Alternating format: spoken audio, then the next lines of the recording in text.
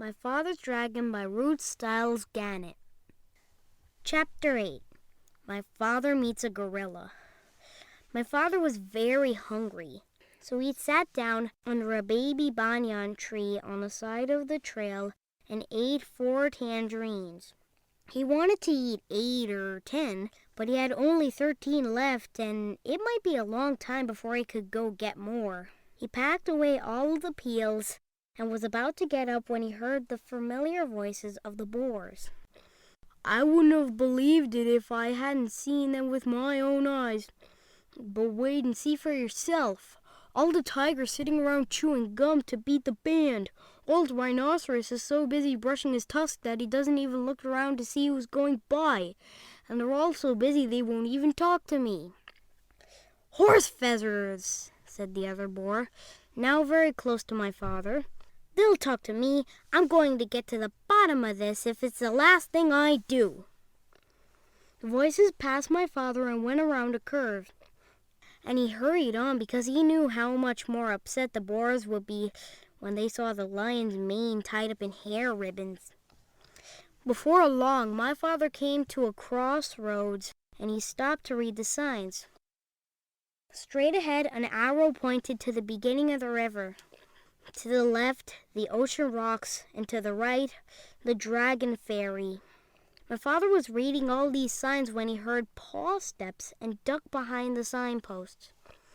A beautiful lioness passed and turned down toward the clearings. Although she could have seen my father if she had bothered to glance at the post, she was much too occupied looking dignified to see anything but the tip of her own nose. It was the lion's mother, of course, and that, thought my father, must mean that the dragon was on this side of the river.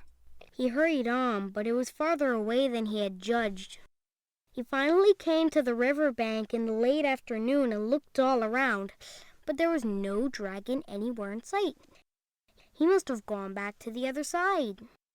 My father sat down under the palm tree and was trying to have a good idea when something big and black and hairy jumped out of the tree and landed with a loud crash at his feet. "Well," said a huge voice.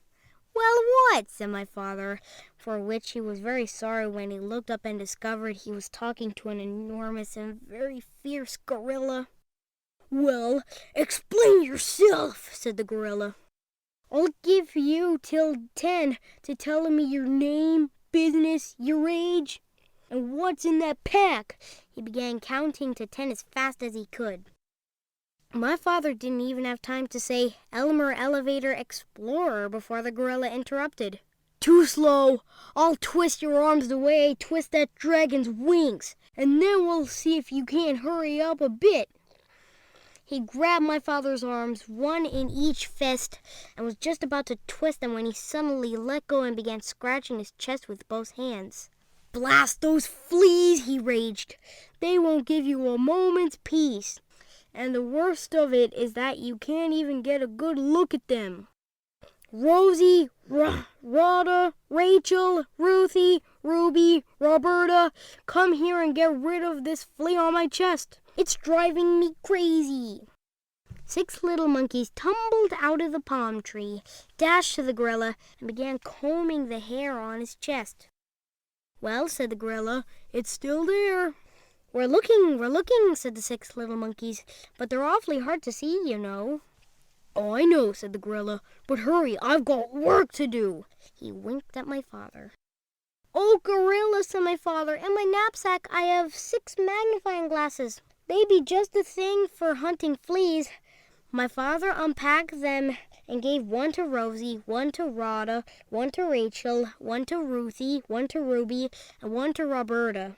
"Why, they're miraculous," said the 6 little monkeys. "It's easy to see the fleas now, only there are hundreds of them." And they went on hunting frantically. A moment later, many more monkeys appeared out of a nearby clump of mangroves and began crowding around to get a look at the fleas through the magnifying glasses. They completely surrounded the gorilla, and he could not see my father, nor did he remember to twist his arms. End of chapter 8.